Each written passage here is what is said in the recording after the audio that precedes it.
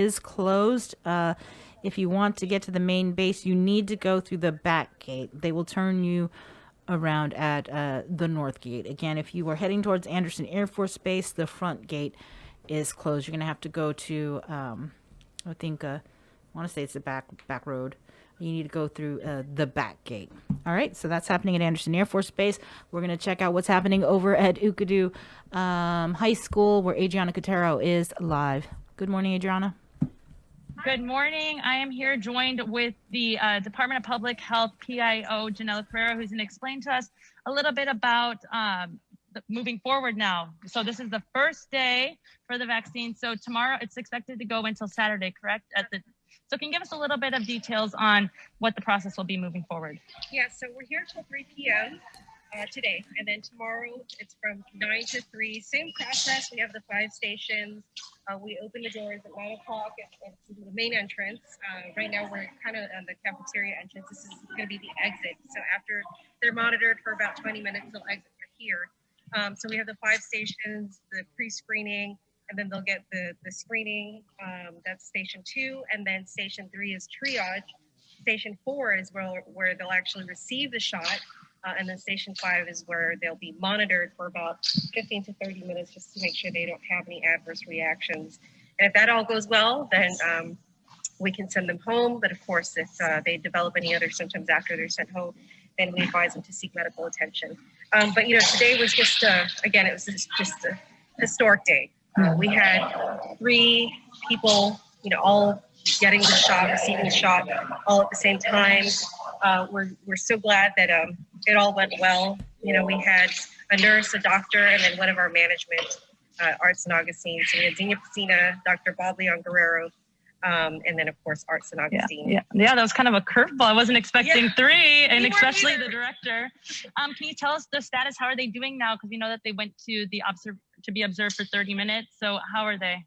They're doing great. In fact, I spoke with the nurse, Zenia Piscina, who's actually our nurse resource command. So at every single, outreach that we have, every mass testing that we have, she's there. She's leading the nurses.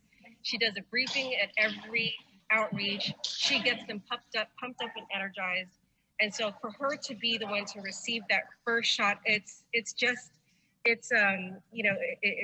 very significant, Mm-hmm. But I spoke to her afterward and I asked her, how are you feeling? And she's like, I feel fine. I didn't feel it didn't hurt.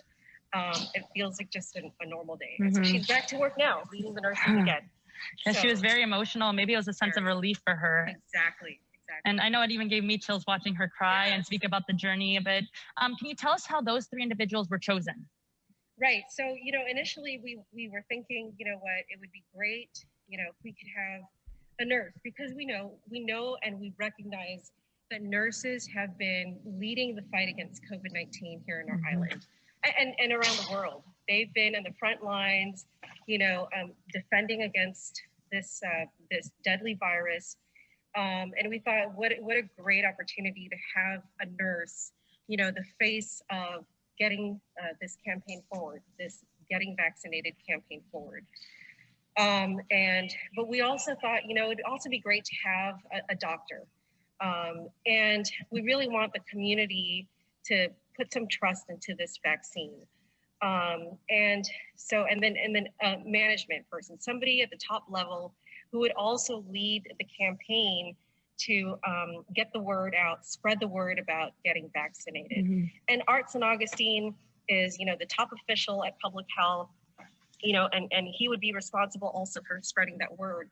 So I think the 3 of them all at the same time, simultaneously receiving the vaccine and the shots going in their arms all at the same time speaks volumes about, getting the community to buy some trust into this vaccine. Mm-hmm. So, and it was somewhat of a last minute decision, mm-hmm. and it worked out really well. So we're really glad that all 3 of them agreed, and united force, definitely. Exactly. And can you give us a breakdown of how many vaccines will be distributed today and then also tomorrow and at the different sites, because it'll be at Guam Memorial Hospital and GRMC, correct? Right. So I believe GMH is setting up to start distributing their vaccines today, as well as GRMC. I'm not exactly sure on the number. I think they're positioned to distribute about 200. I'm not exactly sure on the number that GRMC is going to be distributing. I have to get the exact number that we're prepared to distribute today. But of course, we are asking, those healthcare workers, the list that we have put together for that phase 1A category, please come on over. We're here till 3 p.m. today. And then of course, tomorrow 9 to 3, it's Saturday 9 to 3. So we'll be here if you want to come out, make time. I know you guys are also busy working, but if you can make time to come on by, get that vaccine, and then, spread that word to the community, those who are also in the healthcare. I know there's some hesitancy. There may be some pushback, but, as you can see, so far, everything's been, moving well, going well. We haven't seen any adverse reactions. As you heard from our lead nurse, Dr. Bob and Art St. Augustine, they're all feeling fine.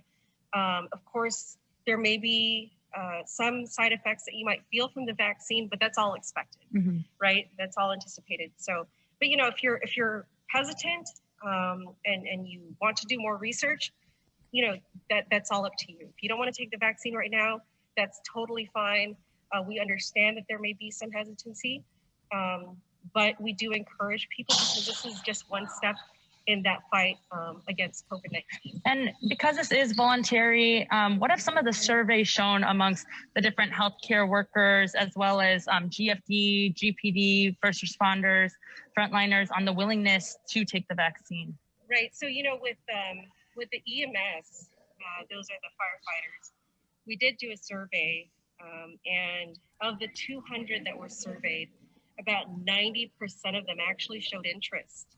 So that was a really great rate, of interest in receiving the vaccine. And then for GMH and GRMC, there were about 1,600 that were pre-identified to receive the vaccine. And for GMH, I believe with their staff who were identified to receive the vaccine, about 70 to 72% of them said that they would be willing to receive the vaccine. So that's also a good, showing of interest in the vaccine. So we're actually really excited and happy with the turnout of those surveys. And, we're seeing people coming in. We had a line this morning. So we're really excited and we're very hopeful that we continue to see people coming in to receive the vaccine. Will the healthcare workers working here right now in Ukadu be receiving the vaccine today? If they want to, they're more than welcome to. If they want to take a break from, if they're vaccinators or processors, nurses, if they want to take a break during work in the middle of this, they're very much more than welcome to go and get in line and receive the vaccine as well.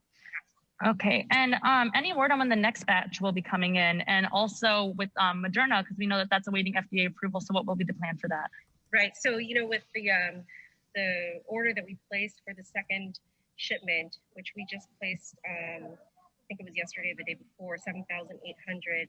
The anticipated timeline would be about 3 to 5 days. So any day now we could be receiving our second order, and of course, once we receive that, we'll start making plans to distribute and vaccinate, the other tiered or other phases of the groups that were identified. And then for the Moderna, once that receives EUA approval, then we would also be anticipating, well, actually with that one, I'm not sure what the timeline for shipping is, but I know for Pfizer, it was 3 to 5 days. For Moderna, I'm not sure what the time frame is for shipping, but hopefully that'll also be, just a short time frame for a ticket. But, with the Pfizer, I know that the short time frame was because of the ultra cold, freezer time frame, right? So for Moderna, it might not be as quick, but hopefully it gets here in a shorter amount of time as well.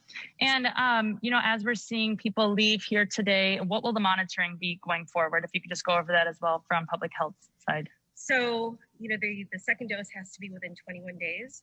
So of course, we'll contact them and remind them they have a second dose. And we will likely, I'm not sure if it's going to be another clinic that we'll do for that 21 days for those who receive it today. But if they do develop symptoms, they can contact their private physicians or contact us. And of course, if it's a severe reaction, we encourage them to seek medical attention right away or contact 911 in the event that it's that type of emergency. And something that, Governor Lou Leon-Guerrero mentioned whenever she had made the announcement was that she had just got off the phone with President-elect Joe Biden discussing moving forward with the united and in unison and a united front.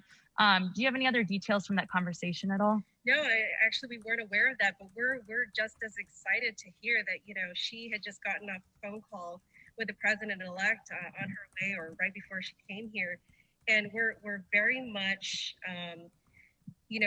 just to hear on a historic day like this, where we administer the first dose, and to hear that the President-elect, the incoming president, is giving his support to healthcare workers, to public health officials, to the island of Guam, to the people of Guam, when we're at a time in history, in our nation, our island, where we are looking forward to putting an end to this pandemic.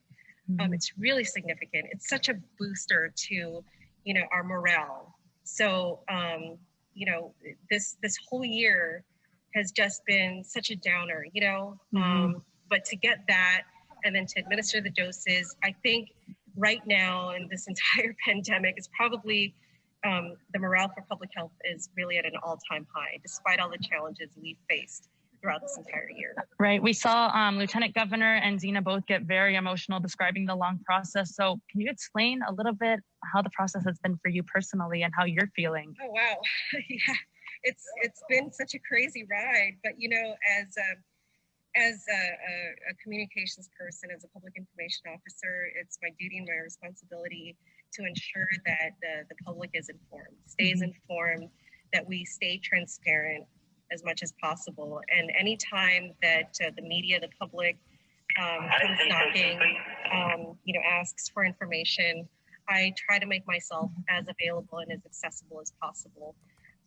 Even if I don't have the information at my fingertips, I will try my best to get that information to you. I think it's important for the public to be aware, for the public to know what's going on. But, without our media partners, we can't do this. Personally, I am in awe of our healthcare workers. I tell you, at every outreach, our nurses, our support staff are just amazing. Whenever we have an outreach, they have to be up. They have to be there at 4 or 5 in the morning. Sometimes we get the notice a day before, 2 days before. Hey guys, we have an outreach. Are you guys up for the challenge? Sometimes they don't even get asked, and no complaints whatsoever. I'm not kidding. No complaints whatsoever. None of us ever say, oh man, another outreach. We are at the ready. And it amazes me, the people that I work with at Public Health, we are never, down. We're always there. And this is coming from my personal perspective of, my time here at Public Health. They're just such a great group of people to work with, amazing people to work with. And I'm just so proud to be part of this amazing team. Truly a labor of love. Yes. Definitely. And thank you so much for always being so accessible. Janelle, I know you've answered my calls and messages whenever I reach out. Was there ever a point that you felt or maybe started losing a little bit of hope throughout this journey? That's a great question. You know what? I don't think so. I really don't. No, I never lost hope. And I think that's because, from the get-go, everybody at Public Health has always been so supportive, has always been energetic, and we've always had something to look forward to, whether it's an outreach, whether it's more testing, because we know we had enough tests to be doing, whether it's more information to push out to the community, which I know is always so, for me, it's exciting. It's like, okay, this is the new information. I can't wait to share this, So there's always something to look forward to. And that always gives me hope. Now, if I could ask real quick, will the second dose be also distributed here at Okadu? That I don't know yet. Okay. We haven't decided on where, after the 3 days is up here, we haven't decided yet where the next temporary vaccination clinic will be. We'll probably regroup after all of this is done, and probably choose where our next venue will be. If DOE is gracious enough to allow us to use Okadu again, hopefully we can, because I mean, if you look at the venue, if you look at the setup here, it's such an open space, then maybe we'll choose Okadu again.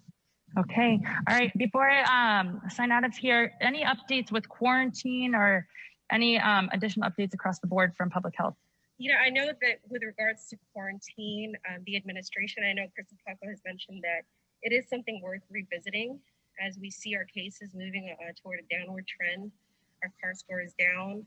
And also, you know, with the vaccines now here, it is worth something revisiting. But as it stands now, the quarantine protocols remain in effect the way they are. It's status quo. But perhaps, you know, in the next few weeks or months, it is probably something worth revisiting. Okay. All right. All right. Well, thank you again, Janela. Of course. Anytime. Thanks, Adriana. Thank you. All right, guys. That was Janela Carrera, the Department of Public Health spokeswoman, and she is heading back in there into Okadu. And as she mentioned, that they will continue distributing vaccines until 3 p.m. this afternoon. All right. Thanks a lot, Adriana. We'll see you when you get in later today. You got it. Bye, guys. Right. Bye. Okay, Adriana Carrera live from Okadu High School, where the distribution